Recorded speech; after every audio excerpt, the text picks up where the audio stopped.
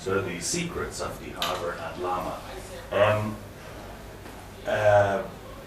Again, in the typical style, thanks everybody for coming along. If you could please be very careful, because my dad is here, so don't be rude, be supportive. And if you have any really difficult questions, he'll answer them. But this is obviously where the bulk of us sail, our Saturday afternoons, and of course the championships at the weekend, and any questions as we go along, or any disagreements, because of course it's not always right. There's pretty freaky events like we had on Saturday. It was pretty unusual. But what I've sort of focused on here is talking about the more sort of typical sort of easterly stuff in the harbour and an easterly northeaster in Lama. That's very much a typical harbour scene. People basically working their way, down the wall, sort of trying to pick the moment to either jibe over or to heat it up to get out to the dock buoy mark. So in the harbour, the typical conditions are relative to anywhere else that we race in Hong Kong, a roaring tide. I mean, it's not exactly the Solent, but it is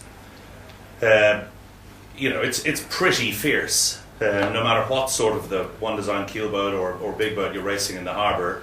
It is strong, and it does vary a lot across the course. The breeze tends to funnel in the harbour, as we'll see on one of the trackers that we look at a little later, and it tends to bend dramatically out of Lei Mun Gap, which makes lane-line calling exceptionally difficult, and making a decision of tacking or crossing in the last quarter of the beat becomes very, very difficult.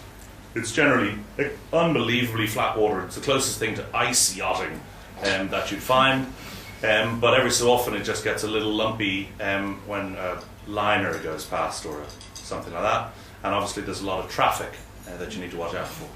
The weird conditions are when there's a northerly, so obviously that's when it's good to have your regatta scheduled in Shelter Cove rather than here in the harbour, because a northerly is a disaster like Saturday, for example, in the Lipton Trophy. And a westerly, which fortunately we don't really get except right at the start of the season and right at the end.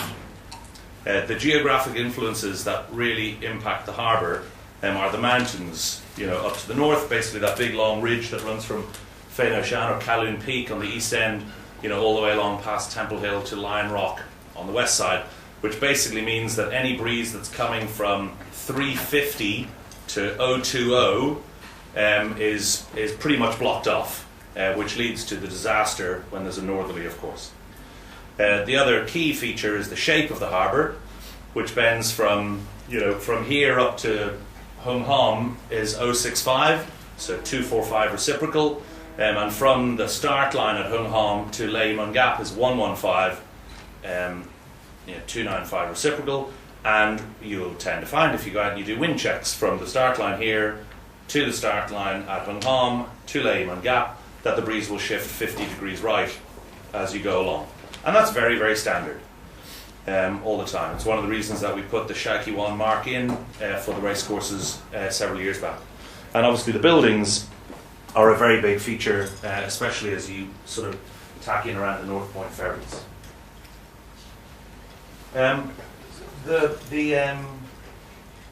It's not just tactics and strategy that matter in the different places that we sail. Obviously, the way that we set up the boat is very, very different.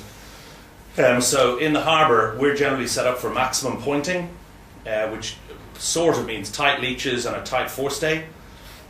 So in a boat which has adjustable lower and or inner shrouds, we would sail with those loose in an effort to allow the centre of the mast to sag to leeward slightly. Not that that is relevant in any way. I mean, some people might say, yeah, that helps close the slot. It doesn't, right? Because all that happens is the spreader moves out and its mark moves out, and you always just trim the jib to the mark on the spreader anyway. So you don't close the slot when you sag the middle of the mast to leeward. What you do is you poke the tip of the mast to weather, right? So what this creates is, if I draw a couple of pickies here, is that if you're looking from astern, right, here's the boat, if I exaggerate this,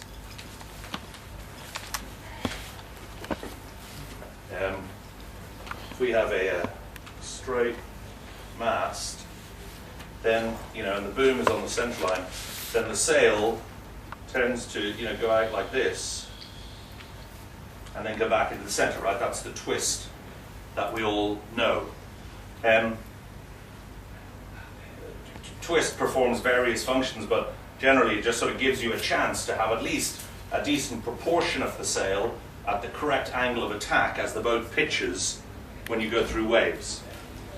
If there are no waves, for example, ice boating, right, the boats sail with zero twist.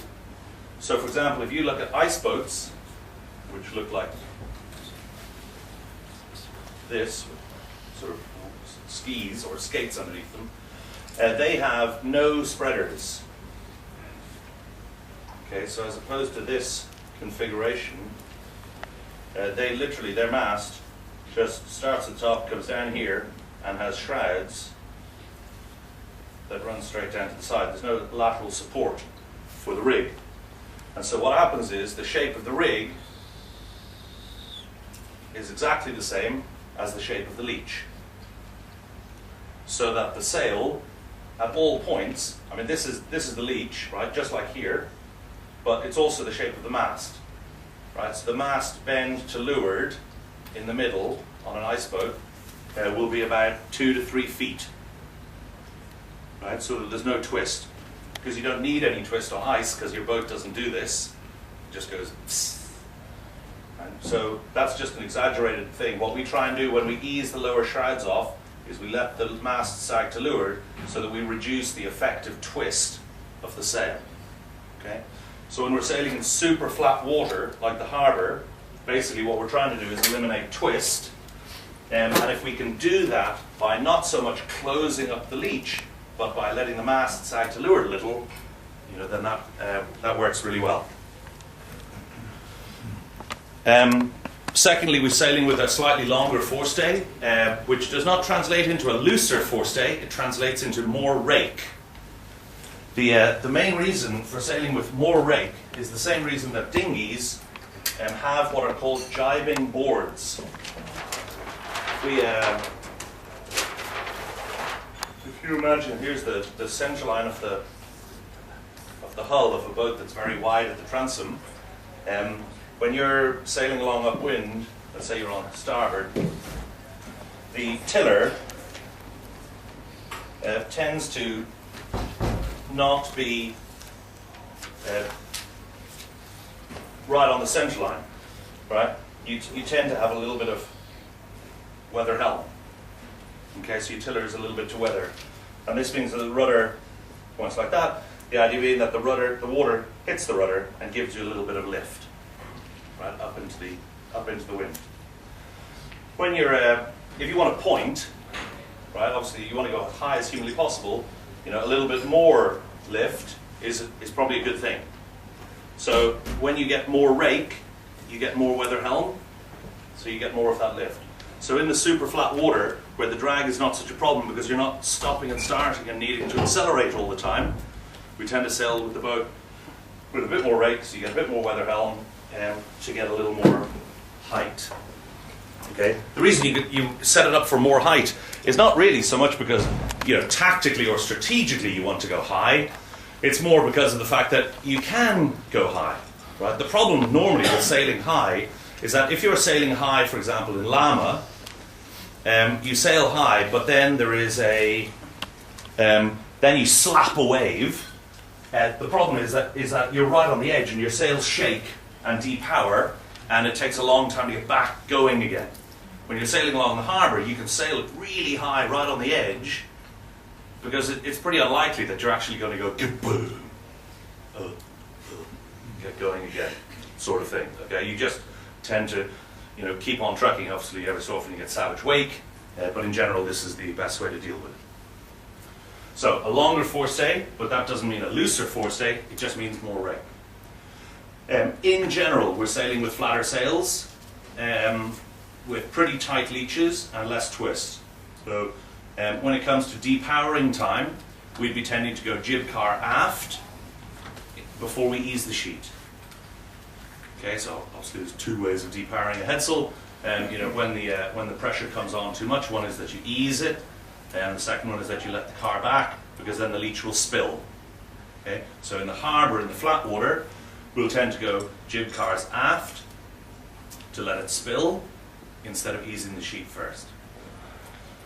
For the mainsail, what we'll tend to do is let the traveller down, which will maintain the leach tension, rather than leaving the traveller where it is and easing the sheet. Okay? So in a boat with an adjustable backstay, like an Etchells, some Impalas, J80s? J80's got a backstay? Yeah. So J80 with a backstay, you know, aggressive use of the backstay to depower is good, because not only does backstay open the top of the mainsail to spill, but it also tightens the forestay.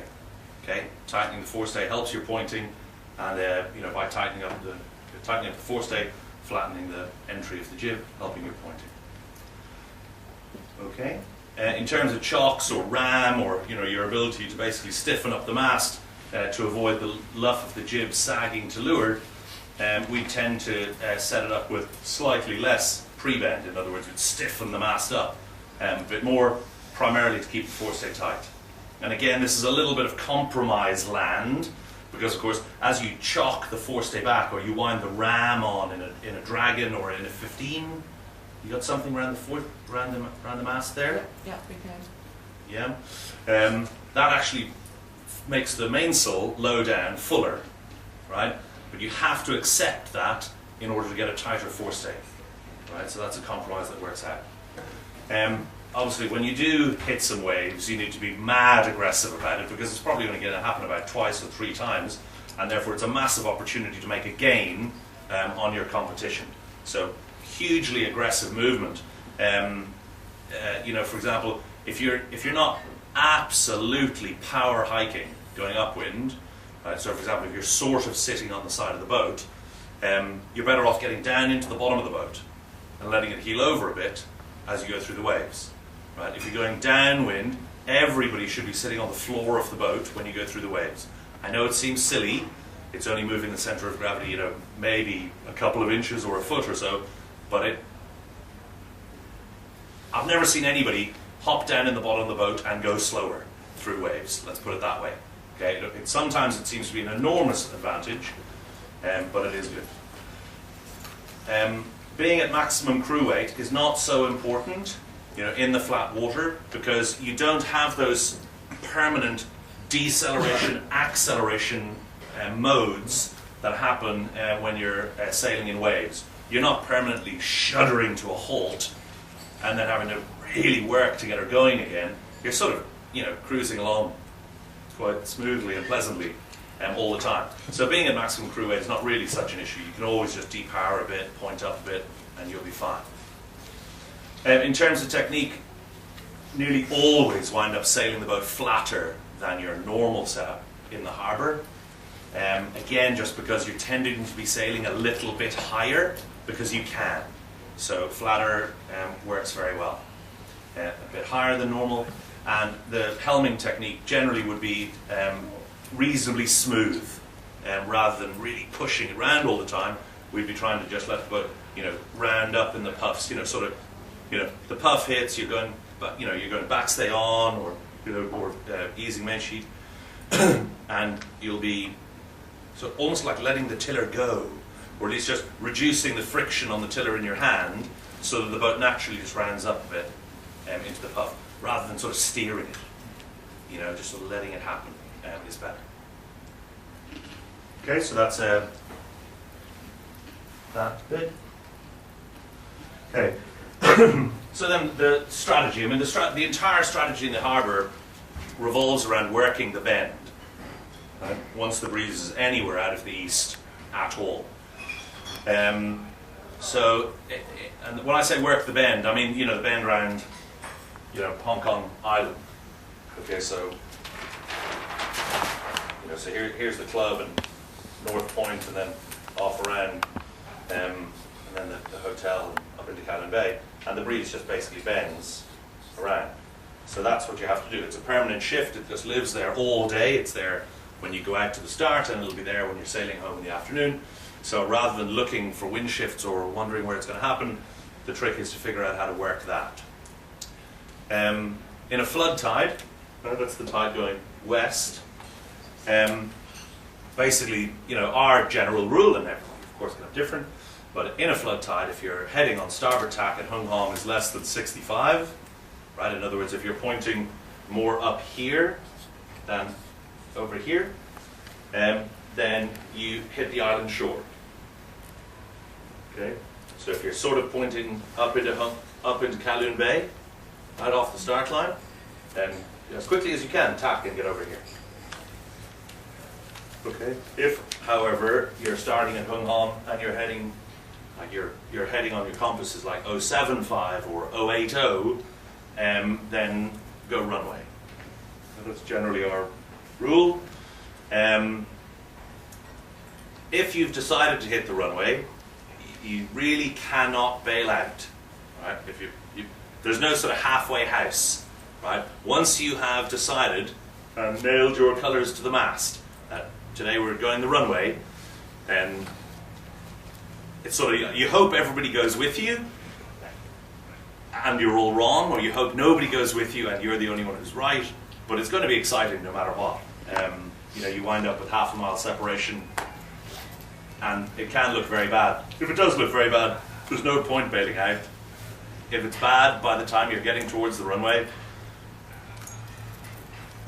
it's either going to get better or it's not. If you tack on to port and head for the island shore, it's just going to be bad. Right, fact. So at least give yourself a chance of a fluky success, and figure out your plan for explaining to people that you knew all along that it was going to be great. Okay. But generally that 65 is the rule. So, for example, I think we have a... Right, so here's a typical hung hom start. And this one looks like one where you're not, that you're pointing, north of 65. 65 normally will get you sort of towards here. Okay, is roughly the idea. So it doesn't look like either Mike or Rainbow are making it to 65, and therefore the blokes, who have tacked and headed for the island shore, look to be making the smart move. So the simple reason for this is because it's just a toss-up, right? When you're in the air, when you are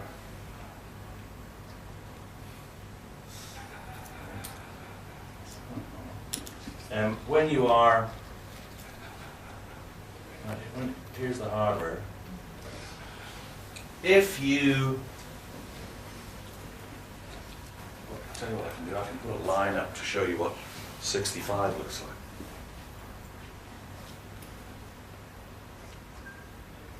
And so here's sort of the start.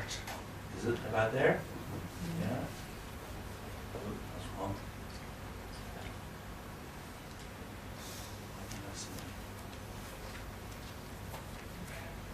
Okay, so there's 65. Oh, jeez, brilliant, Jamie.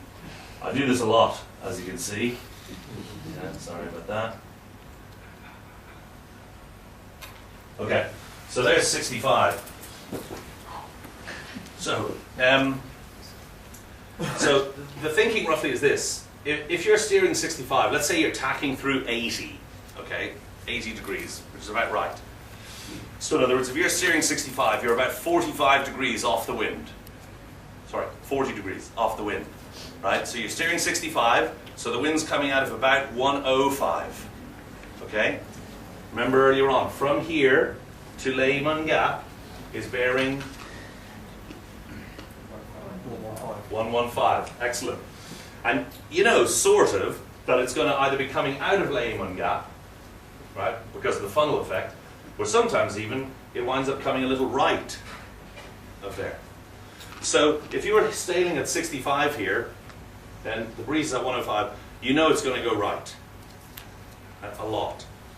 The thing is that So instead of starting off there, you basically start off here, and you come in somewhere just east of the North Point ferry piers, right? The first couple of them, right?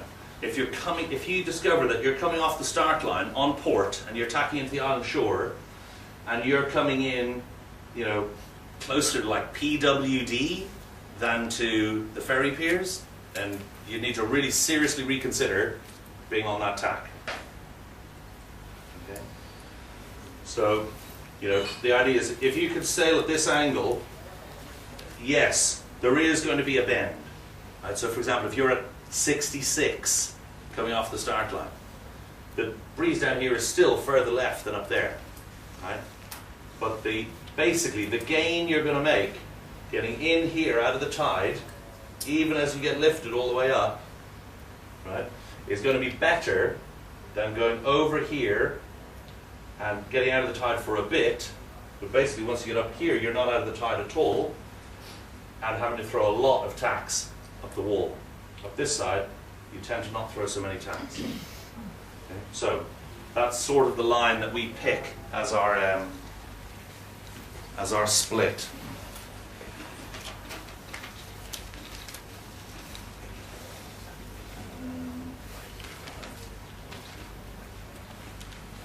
Okay, yeah.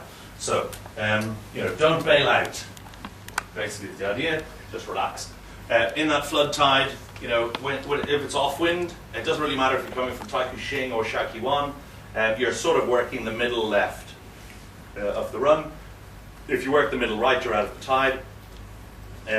So you sort of work down the middle left here and try and be the last guy to jibe into the bottom mark on starboard, because that way the bend will help you, because it'll be a header on starboard as you come into the bottom mark. Okay.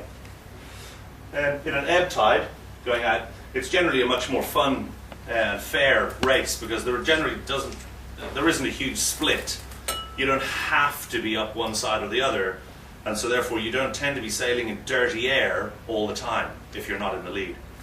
So when there's an ebb tide, it generally tends to be a better race, especially because whenever you get around the top mark, you turn into the tide, and so everybody coming around in like 10th or 12th, even though it feels like you're miles behind when you get to the top mark, you sort of get around the top mark and everybody else is sort of slowed down in the tide, and you're sort of right there on their air and stuff, and it's kind of cool. So generally, in this case, we shift our number by 10. So if it's an ebb tide, you need to be higher, right, before you will make the decision to go, because it's not so critical to pick one side or the other. So basically, in the ebb tide, we say 75. You've got to be very high on starboard, almost at the end of the runway, before it's worth going that way, because the bend is going to happen, right, for sure, and you're not getting the very long-term savings of being out of the tide, right, on the way up there, because the tide is with you. Okay. As you get east of E1 and E2, everybody knows E1 and E2, right? The green and red harbour marks up there. Then you want to be when you're on starboard, when you're making your decisions, you want to prefer to be ahead and to leeward, rather than, say, taking their transom and setting up on their hip. Okay? Because mainly for two reasons. If you're going to Taikoo Shing, you're going to overstand, right? Good chance, right, that you'll overstand, as you all get lifted going up there. Plus you've got the tide under you, and of course the tide bends as well, right? Not just the wind. The tide obviously makes, if the tide is ebbing, it's sort of going like this as well.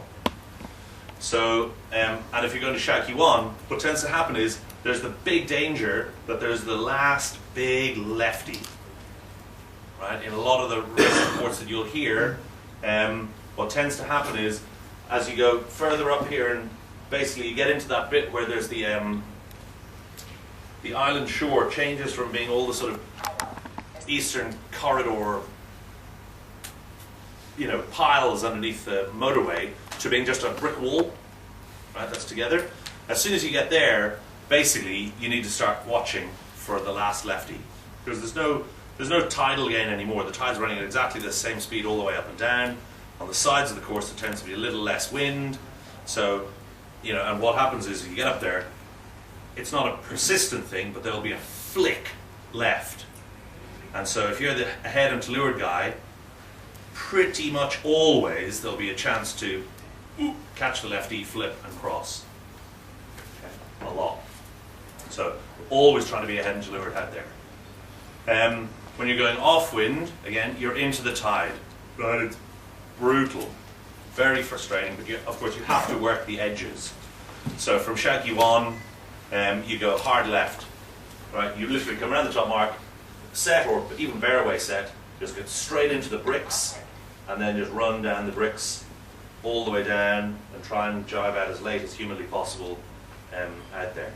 From Tai Kaching or from Gate Boy, generally you're hard right, just watching out for going light inside the bed. Okay, so that's we have a tracker. If everybody has seen this before, then please do shout. But here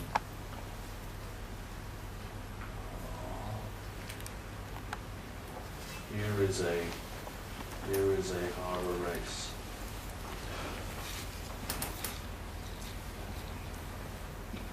This is from the Hung Hom start line to Shaky 1. Okay, and we'll sort of run it quickly.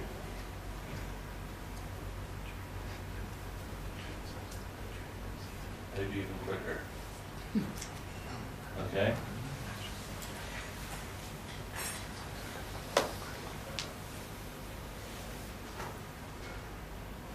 Foul tide here. So you see the guys coming inside, getting lifted inside the bend.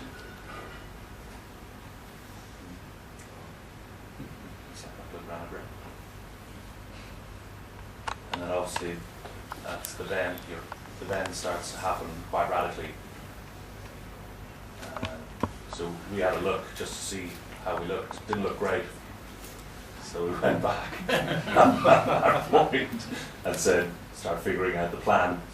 And then from here, it just becomes very difficult because the tidal benefit vanishes for the guys on the south shore, and they wind up having to throw a lot of tacks. And all of a sudden, the guys coming off the left shore, all of them in the lead. Now, what's quite fun, again, to use the tack tracker, technology, which is awesome, is that, interestingly enough, right, so Nick Burns led out of the south, right, he was the fastest guy. This guy was on the south, this guy was on the south, this guy was on the south, and then most of these people were on the north. So the guys on the south were actually quicker than average boat speed. But in terms of the distance that was sailed, all these boats went up the mainland shore, and as you can see, so Russ and ourselves, who led into the top mark, sailed 230 meters shorter distance than Nick sailed, who led out of the island shore.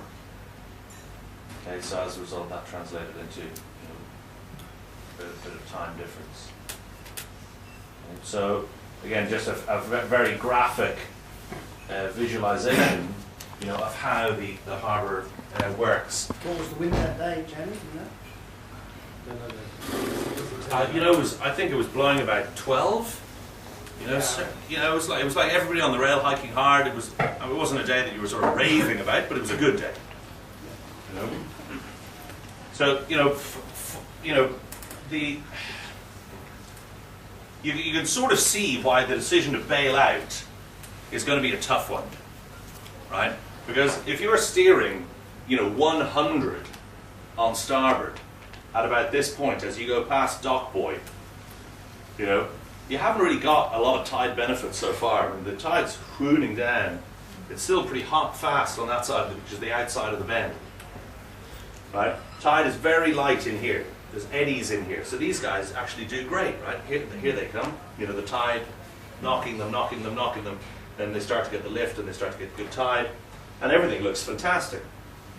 But Nick, for example, who led out of the south side, he's the mauve.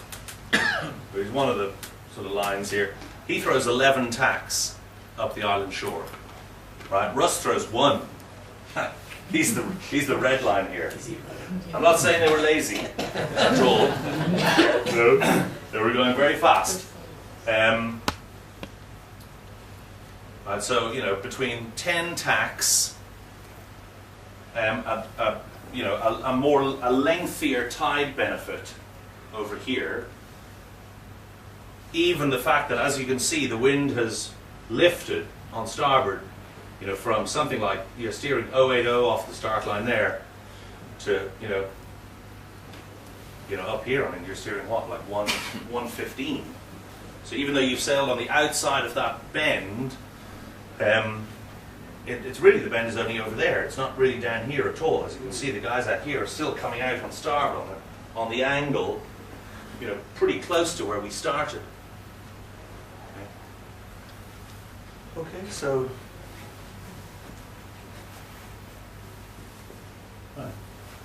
that's the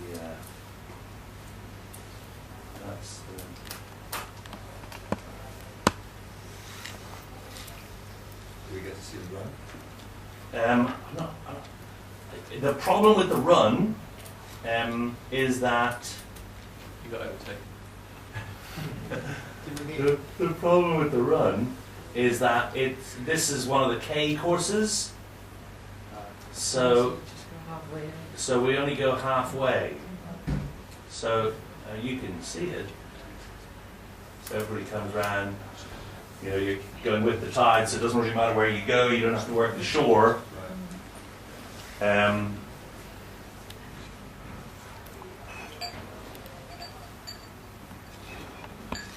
It's just a matter of overstanding, really. There's a couple of grudge matches going on there, I think. Yeah, I don't know, so pretty exciting, the run, eh? So, I wish there was more to tell you.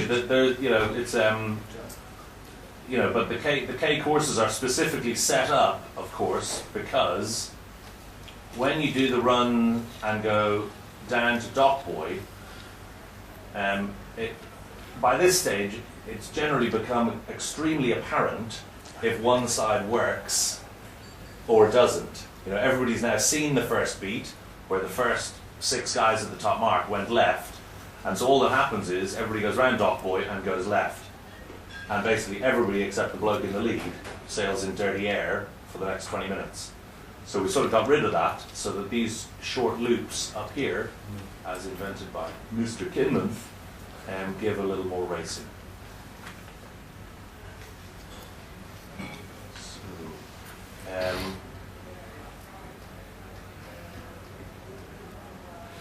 Okay, so that's the strategy, that's the big picture in the Harbour.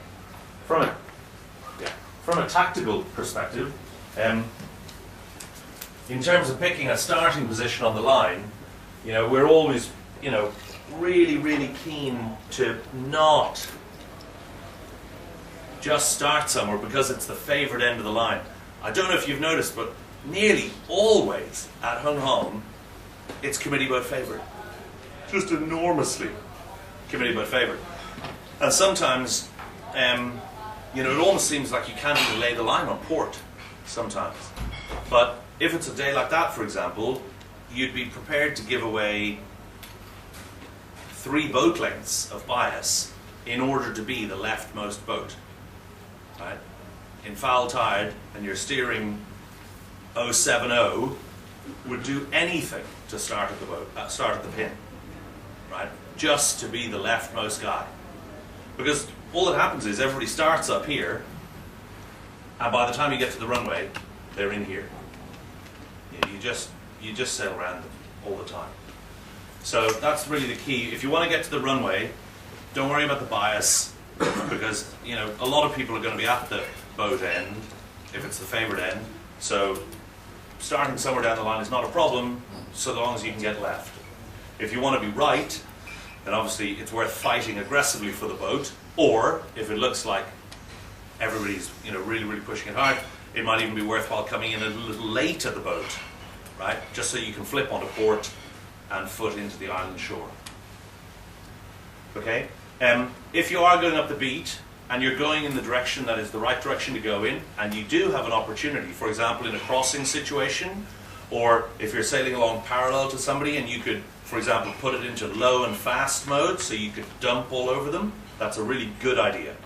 Okay, excellent. We would encourage that very strongly. You should also be extremely aggressive in terms of achieving your tactical goal. There's no point pussyfooting around. You've really got to get to a side, right? Especially when there's foul tide, or really ripping foul tide. You've got to get to one side. Of course, that is also the reason why it's good to push somebody the wrong way. I mean, once you stick somebody the wrong way, you know, they're in big trouble. Okay, so in crossing situations at the east end of the harbour, you're coming along on port, and it's, you know, do you lee bow or do you duck? You know, generally lee bow. Okay, is the go. And off wind, really working on jibing on people's air. You know, even to the exclusion of in little wind shifts. You know, if they are heading towards the favourable current. So, for example, if it's a fair tide, right, an easterly going ebb tide, and you come round, say, RHKYC, and everybody's heading into the wall, then heat it up and get on their air. Okay, make it just really unpleasant for them, so that they think about jibing away, because that's great, because then you can just run down the wall and overtake them. And if you're coming around RHKYC and you're in the foul tide, you set on starboard, you know, head aggressively in towards the airport. Don't just pull the nose away and head off down. It'll often feel like you're getting really good pressure, but that's because you're in the foul tide and it's holding you against the wind. So it feels really strong. So you have great pressure, great pressure, great pressure, but you're actually going really slowly over the land because of the tide. Okay, and to avoid, you know, the bad news happening to yourself, for example, around RHKYC, a jibe set is a very good move.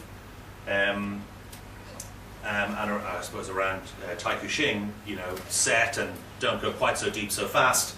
You know, going away from that pretty hot tends to be fine. That's the harbour. Any questions? Okay. My question is about the RHKYC mark. Yeah. You said that maybe at some point of time the RHKYC mark was put more to the island side to kind of have the bend of the harbour and the bend of the wind kind of in line with the course. Why is the RHKYC mark usually so far on near Kowloon side? Yeah, I know it can be moved on a line from north to south. Yeah, and of course we all hate when that happens, right?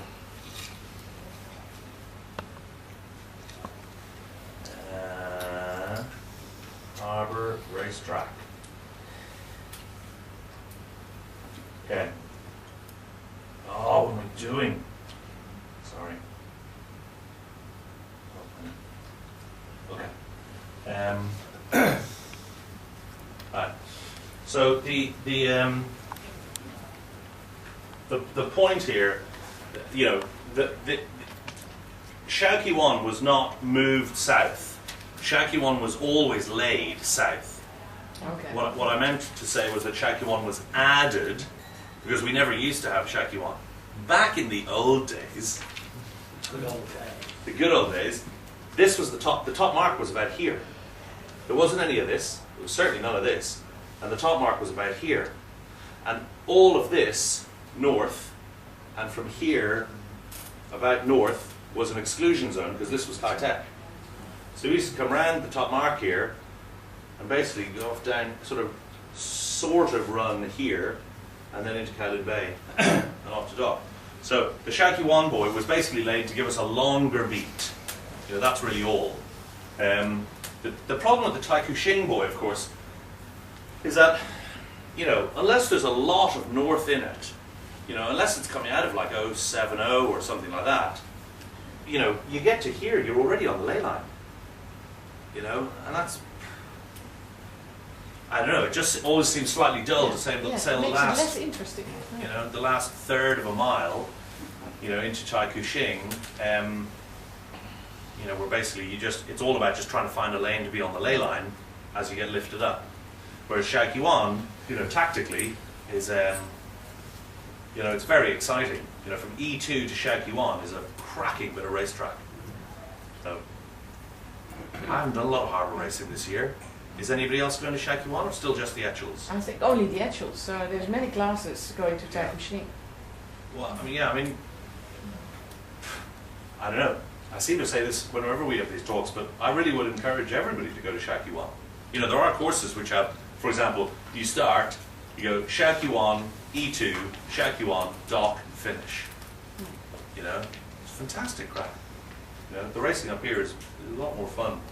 There's a lot less traffic, right, which is a good thing as well.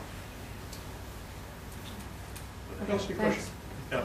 You're beating along Eastern Harbour corridor against foul tide. Sometimes it pays to brake and to go out in the middle. Yeah. I mean, you mentioned the last bit where that brick wall is, where usually it pays to go out there. Yeah. But sometimes it pays to go out a bit earlier. Yeah. Why is that? Fluke. Yeah. You know, I'm just the you know, the bend is permanent, right? The tidal advantage is permanent. It's just that every so often there's going to be a little right? And so sometimes, you know, you can get too hung up being in the wall, and what tends to happen is you don't notice that you're actually sailing down speed and throwing down speed tacks. So instead of going along at 6-8, you know, full chat, and you throw your tack, you drop to 5-8 and then come back up to 6-8 very quickly, you're sort of, because you've been throwing a load of tacks to stay out of the tide, you haven't really noticed that you've dropped to 6 1/4. And then from 6 1/4, it gets progressively worse, because you throw the tack, you drop to 5 1/4, it takes you much longer to get back up, and so you just sort of bleed that way. I tell you, Woz, and I can say this because I know he's in Malaysia, but Woz is really, really good at picking when he's down speed and when it's time to go for a bit of fast sailing. Yeah. You know, so it's a very good point, and it normally happens just around about here. Yeah. That everybody gets. This is the really sticky out bit where the guy always seems to motor out. But you know, this is the brutal spot where it's like you go a length too far. I remember Flemmo one time had a big lead and literally went a length too far in here and just got becanned. You know, because this is quite a high bit, and everybody just sailed around him. But then the trick is always to hammer in, just skirt that bit, and get in here because there's an eddy, and you get the scoot up the wall, and then off you go. But if you come in and you throw a load of tacks here, you can wind up down speed very quickly. You have to watch out for it. I don't know how you do it. It's just you know, especially in the frenzy of all the tacking that's going on. But you do have to watch out for it. I mean, you know, but the bottom line is the tide at E2 is savage. You know, and being in, you know, this last little fuel jetty here is so much better than being out there. And that's, of course, one of the reasons why the Taikushing mark is such a pain, because normally from E2 you lay Taikushing. Big. You talked about a wind angle when the tide against you and upwind, where you choose to the side. Yeah. What's your thoughts on going downwind when you have the tide against you going downwind from Shaoqi-1 to dock? Yeah. From my recollection, there's a chance you can go right at some point and gain a lot going on the Kowloon side instead of hugging the coast. Yeah. You got some sort of a wind angle for that? Oh, I mean, I would consider going from Shaoqi-1, you know, any sort of breeze at all, like anything over like 8 knots. I would consider going north side from Shaoqi-1 to be a total Hail Mary. And I would only consider it if I was absolutely toilet. And even then, I probably wouldn't. Unless, like, literally it was the last run. I have no recollection of a time, except, you know, sort of closing regatta sort of time, you know, when it's that hot 6 to 8 knots, but there's no oomph in it, when sometimes actually you wind up sailing such angles that you wind up having to throw so many jives down the wall here because your jibing angle is so wide that it's actually better off to go over here and then do it down this side. So I'd say it's, if I was to say anything, I'd say it's a wind strength thing rather than a wind heading thing. So the lighter it was, the more I'd think about going north side. But, you know, I think, you know, it'd be that old sort of, news report story. You know, if you read in the newspaper the following morning that somebody went down the island shore and won, it'd be no big surprise. But if you read that somebody went down the Kowloon Bay side and won, it'd be, whoa, that'd be news. So that's how I'd be thinking about it. You know, the one thing I would say, you know, that all this jibing down here is all well and good. The real key is picking the moment to jibe across. I don't know if anybody remembers, there's a light blue sort of wall, you know, over here on the mainland side.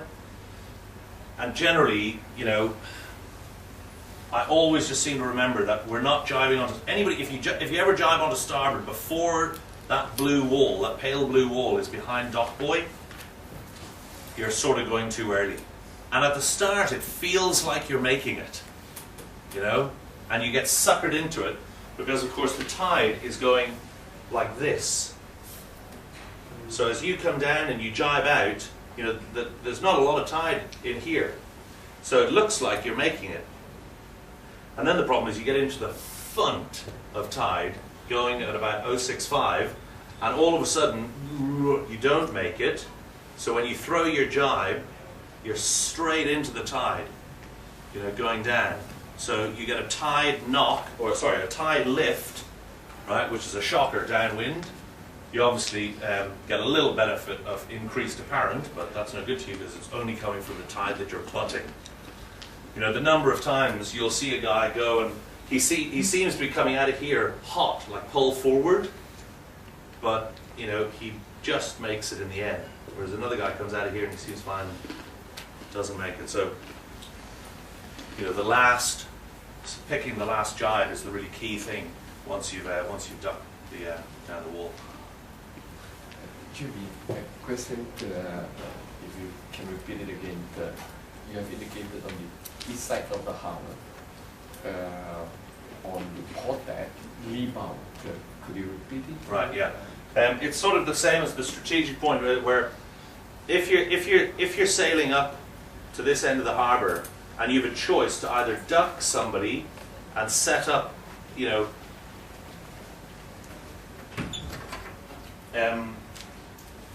so if you're going up this end of the harbour and you're coming along on port and there's a guy here on starboard and you can't cross him, okay? So you have a choice that when he gets to here, right, you've two choices. You can either be down here or you can be up here.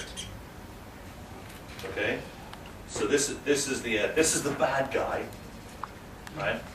And this is you. Position 1, position 1. Position 2, him, your choices. 2A or 2B. And we would always say, take this one. Okay? Now I don't mean, you know, if you really lee bow him, like hard, so he has to tack away, that's great. Okay, because that fits in with the always send somebody the wrong way kind of story. But if you can't fully get to him, let's say for example you'd be tacking right here abeam of him, so he'd probably roll you, then better to set up about 4 lengths apart. So your nose is forward. Okay? So, you know, generally the sort of rule is that as we're sailing up here, we're always trying to be east of the opposition. Okay? East. It doesn't mean like where you're pointing at the time. It means, you know, right hand of a vertical line. Okay? So therefore, if you can set up ahead and to leeward, right, even though the guy's ahead of you in terms of, you know, where the wind direction is, you're actually a little bit east of him, so that's good. Okay? Because you know that over the average course, the breeze is going to be somewhere around 090. Right? because down here it's blowing something like that, and up here it's blowing something like this. So if you're east, although with the shift at the moment, it may feel that you're behind, in the big scheme of things, you're ahead of them. Right?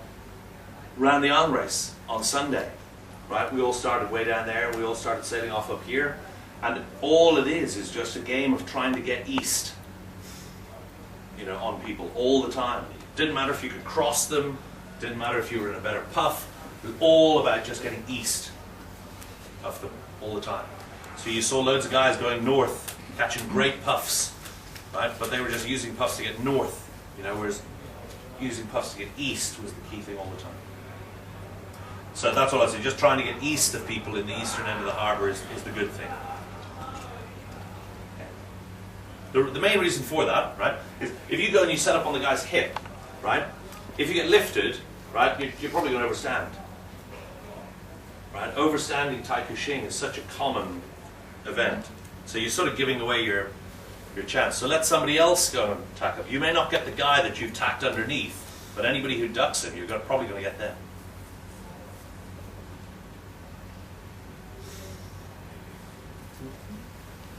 Yeah, Mark. So when you're on a foul tide, when do you ignore the sides completely? When do you just follow shifts and tack down the middle? Upwind? Yeah. There are some times when you do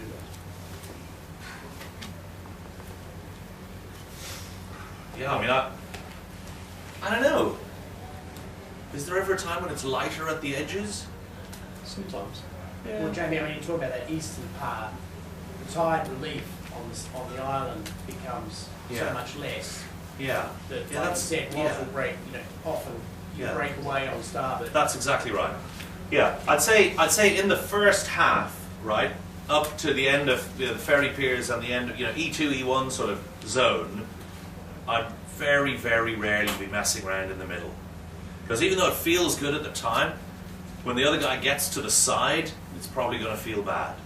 But definitely, when you're up the eastern end, that bit that I was talking about, the sort of dive to hang out for the last lefty, that's an area where I'd be happy in the middle. Because again, there's no relief on the wall. So therefore being out in the middle is fine, because you're not giving away a certain loss by being out in the tide. Because everybody's in the tide at that point. Does that answer the question? And on the last beat, why does it usually work when you're going around from dock and you're against a foul tide to go out in the middle, not to go to the sides? Because the tidal relief in Kowloon Bay doesn't actually happen until you get to about E1. Right? You're still right in it. Right? If you're coming off here at about 070, you're right in it until you get up into about here. Right? So, or as you saw on the bend, you tend to lift up and up and up and up. So, because there is no tidal advantage being north, you might as well go with the wind shift, and therefore you might as well work the bend and get on the inside of the bend, right? Just to take the lift, right, up towards the finish. The trick, of course, with that is not overstanding the pin end, because the race committee nearly always set the finish to be massively pin end bias, right? So that's the trick.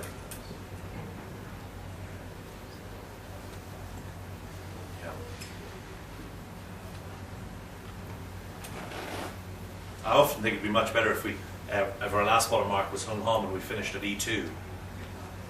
Now, I've always thought that would be great crack, because, to be honest, the dock to gate thing is sort of a yawn. Don't remember a lot of leads changing on that beat. Okay? Right. So, everybody okay to roll straight into Lama, or do you want a little break? Lama.